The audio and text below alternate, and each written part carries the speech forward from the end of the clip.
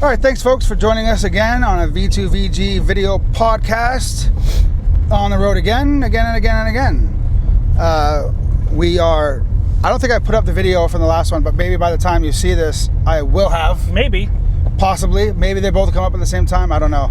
I see a video. I see things moving. We're good to go. So, oh, look, a truck in the middle of the road. That's good. So, we just finished up with a very complex case, I believe. Well, the intake to a very complex case. You know what? I can't see. I better pull over here. Is the frickin' GPS. So that's going to be a problem. Well, you don't need to have that up, do you? No, I don't think so. Hold on, everybody. Hold on, everybody. Hey. Hold on, everybody. Where's Waze? WA. Nope, it's still recording. Good. Okay, so yeah, I can still see that here. Yep. So anyway, let's try it again. All right, so thanks everybody for joining us again on the V2VG video podcast. If I didn't delete the first clap and audio and you see me doing that again, just disregard it. You didn't actually see it. So yeah, so we're on our way back from a rather, I would say, complex, multifaceted case, right? Very much so. This is going to be it's going to be multiple agencies and individuals that have to be involved in this, and I mean that's what our bread and butter is anyway. Is working with other organizations. So yeah, we've kind of grown not only accustomed to doing it, but I would say kind of accustomed to doing it and doing it well. Doing it well. If you know this, yeah, never mind. Yeah, it reminds me of a case that we've done before. Although this gentleman's not as far afield as the other guy, but he's kind of out there. He's got some stuff. And speaking of kind of out there, the location for him is kind of out there. In fact, it's over an hour away from our headquarters in Littleton, right? And that's what I was just saying right before we started recording is is these type of cases always end up being an hour and a half or longer away from us. Yeah. Where if it was only 20, 30, 40 minutes away, how much more we could provide either through volunteers or physically helping move things and whatnot, and having resources too, because I mean in this town of Colebrook we don't have the contacts that we do in Littleton and Whitefield and Franconia and stuff. So it's a little more work. Not that we mind doing a little more work, but it makes it a little more difficult trying to figure out who's going to do well by the individual we're working with. Right, and it's not just who we have contacts with. It's us trying to bring stuff from our store to the individual and trying to get contacts with the agency. It's a whole mess of stuff. And of course, visiting the individual, we can't just hop in the car and go visit the person because there are ways out there. Like as it is, it's over an hour and what are we looking at? An hour and 20 minutes away. It just makes it a little bit more difficult to visit the person and check up on them. So it's definitely tough. But turn left, okay. So as it is, it does make it more challenging to do.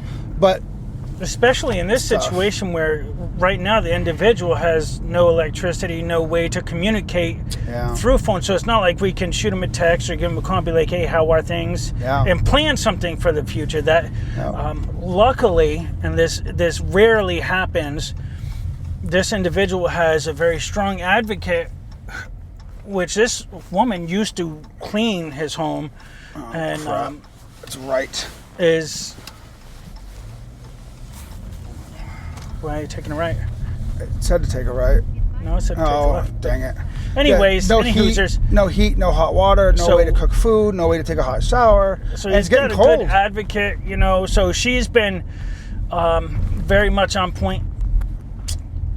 With getting us the information we need and helping to give him all the assistance that he can get from us and from other organizations. Yeah. But it's very rare that happens, let alone it happening with somebody who's not even part of the family.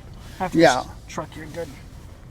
And she's not a member of the family, but she was a home hospice worker that went to his house and then realized. Next one. Shit. Rerouting. There you go. And realizing that, this gentleman needs a lot of assistance, and now she's doing it on her personal time. And the other thing that frustrates me is that she's reaching out to a lot of area organizations and churches and local to this area, and she said that they are ghosting her, for lack of a better word, or actually it's the actual word, because they're not responding. They're not returning her calls. And I asked her why she thought that was the case, and she believes that it's because this veteran can be a little, as Chuck had mentioned, and suggested that maybe he's a little bit standoffish, confrontational, and she thinks that might be the case.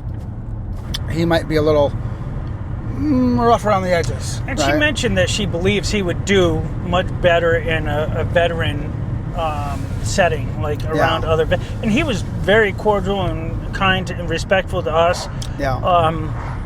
He asked us right away if we were veterans. Yes, that's true. Almost the first thing he said. So, which is definitely an indicator of somebody who has trust issues. Yes, I suppose. And then when we opened up, we opened up with that we are veterans. He opened up to us, but it's definitely an indicator of somebody who has a little bit of trust issues.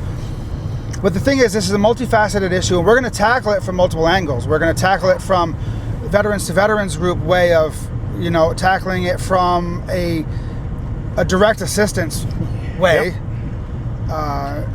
trying to clean the property and maintain stuff, because you went in and looked around more, right, Chuck? I did not, actually. Because you saw stacks of food and stuff. Yeah, CJ did it. I'm actually going to hand him. So this just is magnet. And then have the blue light up. Okay. So you just put it on your seatbelt. So I went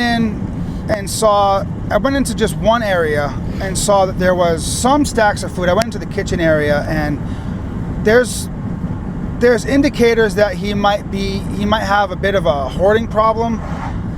Actually, from everything that I've seen from the property, it looks like he has a hoarding problem. Oh, you saw more of the property, right, CJ? Yes. So going into actually, when I was taking pictures of inside of the of this gentleman's garage, it looks like he has specific things that he likes to hoard, as many hoarders usually do. Right. He said himself to me when I was talking with the gentleman that he doesn't like getting rid of things.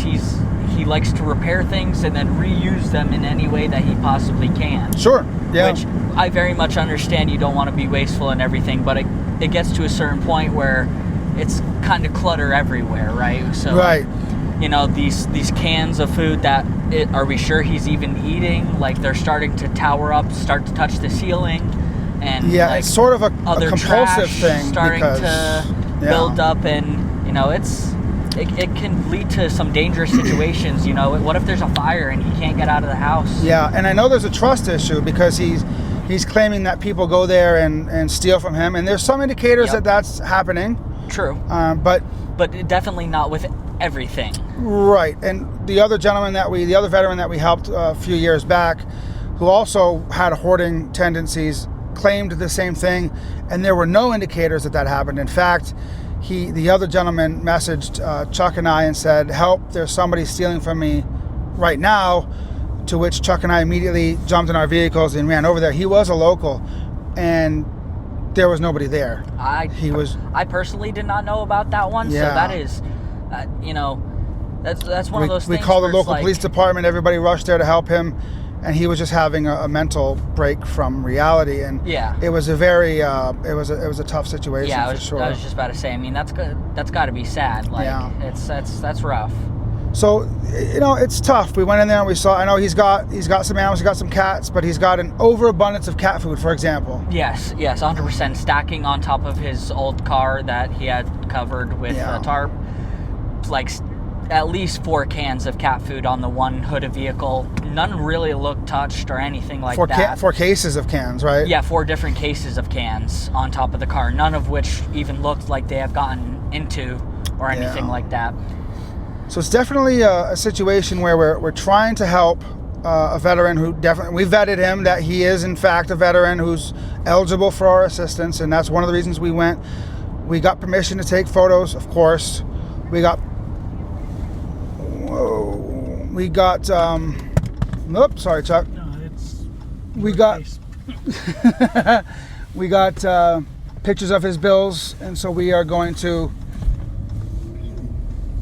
be contacting his collectors and things like that and try to work out what's happening. But the other thing we need is to get his bills taken care of. So he needed his phone charged, so I brought one of my chargers to pay for his not to pay, but to get his phone charged, and I left it there with him because if you don't have communication, what happens if something happened to him? I know he had hip surgery recently, and that's a big deal. It's a big deal. So he's sleeping especially downstairs in the now. Circumstances that he's living in. Yeah. One small trip over one small can, it can seriously damage you. Especially at the age that this gentleman is at. He is not on the younger side of life. That one small trip could be a serious thing for him. Mm-hmm. Definitely.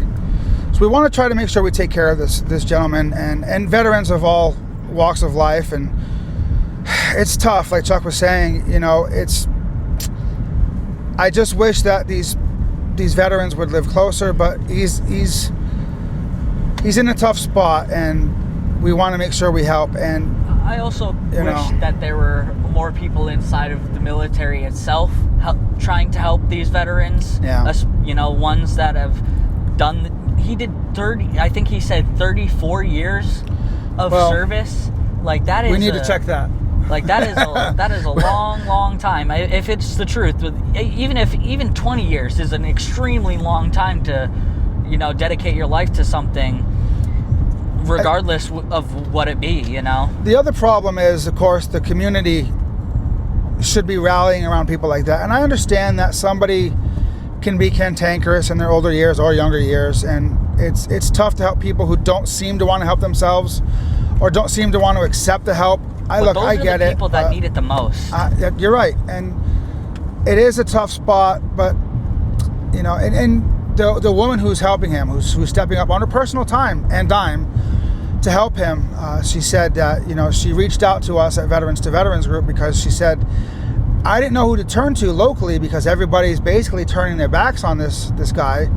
And she said she heard about us, and even though we were a ways off, she said, I want to see, if you guys could help. And you returned my call immediately, and you came all the way out here. And I mean, that's just beyond sad that, obviously not that we're helping, but right. But that, she's going through all of these things, not even for herself or like a family member for herself, but for another human being, and trying to get the support of anybody, and she's left empty-handed trying to do this by herself. Yeah. It really seems unfair to not only the veteran, but to her as well. Yeah. But not everybody, and Chuck was saying, and we were saying earlier, not everybody is blessed enough to have an advocate in their life. Very, very whether true. Family, friend, or otherwise. And because if it wasn't for her to contact Veterans Group, I strongly doubt that the veteran himself would have contacted. Well, I don't know if he knew of us, because he does go into town. I think he might be being taken advantage of by some people who are taking him into town. But he walks to town, he takes a taxi to town, things like that. But I don't think he knows about a lot of resources that are available to him. Exactly. And I start to wonder if, because I feel like we hear that a lot when it comes, like at least from everything that I've been through with you guys and Veterans Group, it really seems like that happens a lot of the time. So like you were saying, starting to wonder if it's more of a community thing, because it's like the resources are out there, you know, to a greater or lesser extent, but yes, they're there. They are there. Now, whether you get the 100% of the assistance that you actually need with one resource is up for grabs or not, but it's the fact of the resources actually being there for people to, you know, reach out to, even if it's like for instance, I'm sure we've had family members reach out on behalf of veterans, and that's the main reason of why you guys have your slogan as family through service, is because sometimes the hardest part about getting help and everything is just asking for it. You're absolutely right. With these veterans. You're absolutely right. And that brings me to a point that I want to make, is that a lot of the times the resources are out there, and then you find out about them, and then it's difficult to obtain the resource even when you know about it. And for one reason or another, I'm not going to get into it, it seems like the resource that you're asking for, you're reaching for, is just out of your grasp, or you're not getting exactly what you want, even though you know you are entitled to it, or there's some kind of glitch in the system, whatever that glitch is. And you know, that can and it seems like it's not fair, and you feel like you're getting pushed away. I was just about to say, right? You know, it feels like, in my opinion, I feel like that could push someone even lower than just straight up being rejected, you know? Right. Because at least if you're straight up being rejected, there was no hope. You know, whereas you get through this entire process, you have a lot of hope, you know, somebody's going to help me pay my electricity bill, for example. Yeah. And then you finally get to those final stages, and all of a sudden it's gone. Yeah. And I think it's important to remember that if you are at a point where you're just about to get some assistance and it's taken away from you, or you don't get it, don't give up. Yes, Never 100%. give up. Keep trying. And a little pro tip, as they call it, if you are denied assistance, don't get all pissed off and be flippant and be like, oh, thanks for nothing, but be very respectful, okay? And ask if there's an appeal process. If they don't automatically say you can appeal, ask the organization or the caseworker if they have an appeal process, all right? Ask that.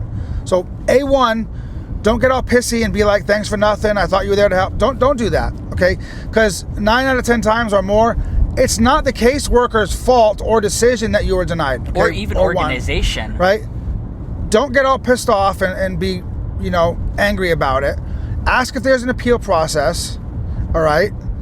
And then if there's not, if both of those things if they come back, if both of those things are denied, ask if there's any other way, if they know of any other options for assistance, okay? And then finally, ask say thank you for considering my case, because I want to be very clear on this. Organizations and charities and all these things, they talk to each other, okay? So if you get all pissed off and you're like, screw you, you don't help anybody, all this other stuff, I thought you know, they will talk to other assistance organizations and say, hey, you know, this guy or this woman said this, and this. You might want to consider that when they ask you for assistance, that this is the character of the person you're working with. Just take that into consideration. And 9 times out of 10, right? Just saying. 9 times out of 10, no caseworker or organization is going to be happy to deny someone's help. Right. If you deserve it. If you genuinely deserve the help, and if you genuinely need the help, 9 times out of 10, and in fact, I would even go 10 times out of 10, the organization is not going to put a smile on their face and be like, you're by yourself, you know? Right, like, because the reason we exist is to help people. So if we have to deny you and you deserve it, there's a good reason why you're denied or whatever. Exactly. There's been a couple cases where we've offered assistance a little bit less than what have been asked for, and the person's been like, oh, thanks for nothing. It's not, I quote, it's not going to pay my bills. And you know, okay. There's also, you know, remember that one? There's also been cases where, you know, you guys go to help someone and it turns out they don't need all the help that they said that they needed. Right. So like, there's very opposite scales of when it comes to cases like that. And so, you know, again, to reiterate, if you get denied for assistance, and I know we're kind of off track about what we were just talking about, but just to bear in mind, if you're denied for assistance, be polite, all right? Ask if there's an appeals process, You know, ask if there's any other organizations that can assist. And if all those things fall through, just say, be a good human. Just say, thanks for considering my case.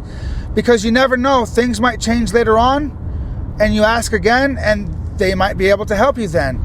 And when they do talk to other organizations, they'll say, hey, you know, Mr. or Mrs. So-and-so is a good person. We just had to deny them for this. And the other organization can say, oh, you know what?